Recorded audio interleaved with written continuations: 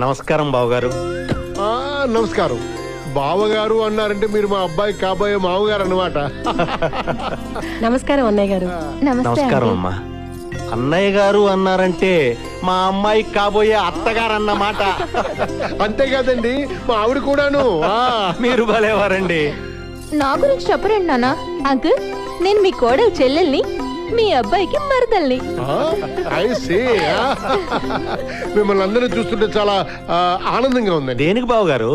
పెళ్లి కొడుకు తల్లిదండ్రులు అయి ఉండి మేమే పెళ్లి టైంకి వచ్చాం.